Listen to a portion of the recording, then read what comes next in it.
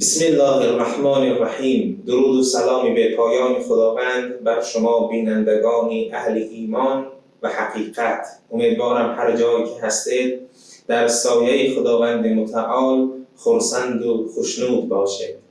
ما در برنامه گذشته در مورد ویژگی‌های دوزخ و جهنمیان صحبت کردیم و امروز در این برنامه کوتاه می‌خواهیم در مورد ویژگی‌های بهشت و اهل بهشت نیز در محضر قرآن کریم صحبت کنیم و از آیات‌های الهی بهره ببریم.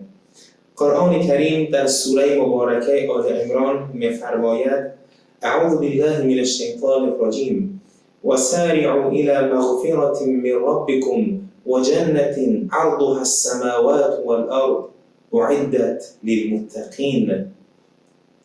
وسعت و اندازه بهشت به اندازه زمین و تمام آسمان هاست و آماده شده است برای متقیان. اگر می‌خواهیم به سمت بهشتی که مغفرت و آمرزش پروردگار در آنجا هست حرکت کنیم، اگر می‌خواهیم به سمت همان بهشتی برویم که اندازه‌اش به اندازه تمام آسمان ها و زمین است، باید اهل تقوا باشیم.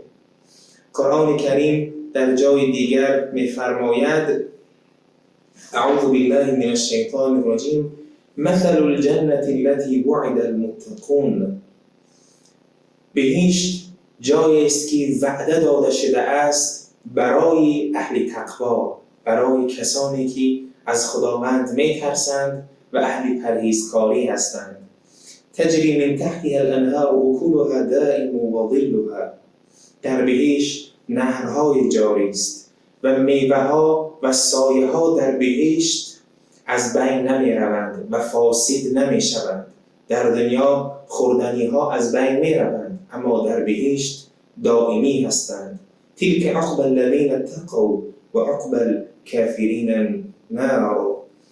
این بهشت آماده شده است برای کسانی که عاقبتشان با تقوا باشد. عاقبت و پایان کار بسیار مهم است. بودند کسانی که 50 سال، 60 سال، 70 سال در مسیر تقوا بودند، اما در لحظات آخر عمر پایشان لغزید و گمراه شدند.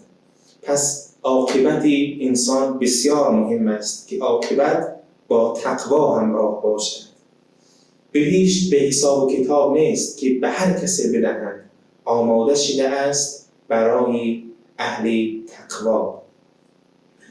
یکی دیگر از نعمت‌هایی که در بهشت به انسان می‌دهند شراب است. خداوند متعال در سوره مبارکه انسان می‌فرماید: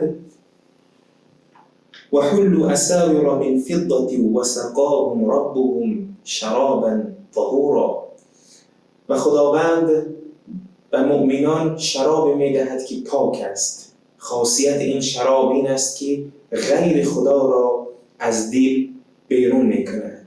اما این شرابی که در بهشت خداوند متعال به مؤمنان می‌دهد، این شراب پاک چی فرقی با شراب حرامی که در دنیا هست دارد؟ خداوند متعال در سوره مبارکه واقعه می‌فرماید: لا یصدعون عنها ولا ینزفون.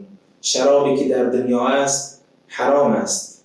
انسان وقتی می‌خورد سردرد می‌گیرد، حرف لغو می‌زند، عقل را از بین می‌برد. اما شراب بهشت روح را تازه می‌کند، عقل را بیشتر می‌کند و قلب انسان را به سمت خداوند نزدیکتر می‌کند و انسان به جای اینکه حرف‌های لغو و بیهوده بزند، سلام و صلوات میگوید: الا قیلا سلاما سلاما لا یسمعون فیها لغوا ولا تأثیما.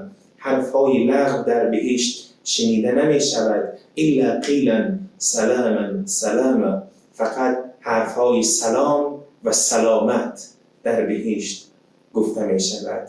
انشاءالله خداوند ما را هدایت کند و جایگاه تمام ما را در بهشتی برین بگرداند. و السلام علیکم و رحمت الله و برکاته.